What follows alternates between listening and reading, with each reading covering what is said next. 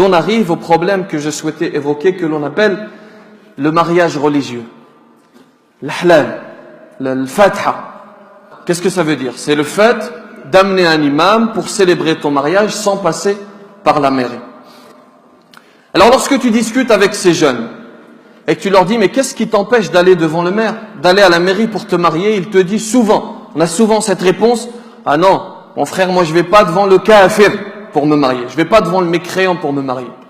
Que nenni. Je doute fort que ce soit la raison et le doute est fondé, je vais vous donner des exemples. Lorsque tu lui dis mais pourquoi est-ce que tu ne t'engages pas? Pourquoi est-ce que, puisque tu es sûr de te marier, pourquoi est-ce que tu ne t'engages pas? Parce que lorsque tu t'engages, tu signes un contrat bilatéral, un contrat synalagmatique qui t'engage.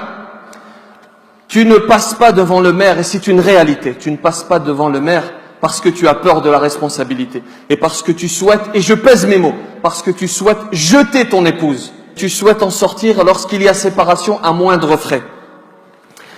Et ces jeunes sont consciencieux, ils sont spécialistes lorsqu'il s'agit d'évoquer la question, lorsqu'il s'agit de justifier cela religieusement, ils te sortent des dizaines de hadiths, de traditions prophétiques, et ils te disent le prophète a fait ceci, le prophète a fait cela. Consciencieux lorsqu'il s'agit de justifier, et criminel lorsqu'il s'agit de se séparer, lorsqu'il s'agit de prendre la poudre d'escampette, lorsqu'il s'agit de fuir.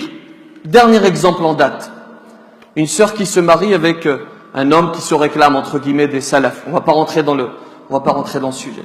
Qui est dans la forme, qui se marie. Cet homme, vous savez ce qu'il va faire? Il va s'arranger pour que le loyer, que l'appartement soit au nom de son épouse. Il n'apparaît dans aucun papier. Et il va faire un enfant à cette femme. Et il va prendre peur. Vous savez ce qu'il va faire? Vous pensez que à ce moment, il va sortir des hadiths et dire qu'a dit le prophète? Il va s'enfuir.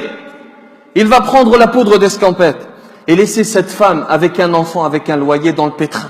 Et c'est la réalité. Et celles et ceux qui ne sont pas convaincus, vous serez convaincus le jour où vous aurez une fille à marier, le jour où vous aurez une princesse à donner. Et à ce moment-là, on en reparlera. Et qu'un jeune homme viendra te voir et te dire je souhaite me marier, mais je passe pas devant un mécréant. Ils sont dans la forme. Ils sont stricts avec la forme, négligents avec le fond. Et on a souvent également cet argument, on te dit « Ah mais dans les pays musulmans, ce n'est pas ainsi que ça se passe. » Comment est-ce que tu penses que ça se passe dans les pays musulmans? C'est exactement la même chose. Si tu souhaites te marier, tu passes devant l'autorité. C'est un appel également aux imams. Ne soyez pas complices de cela. Ne soyez pas complices. Et si tu souhaites te marier et amener un imam, avec plaisir, nous venons avec plaisir. Mais passe devant la mairie. Et ensuite nous venons.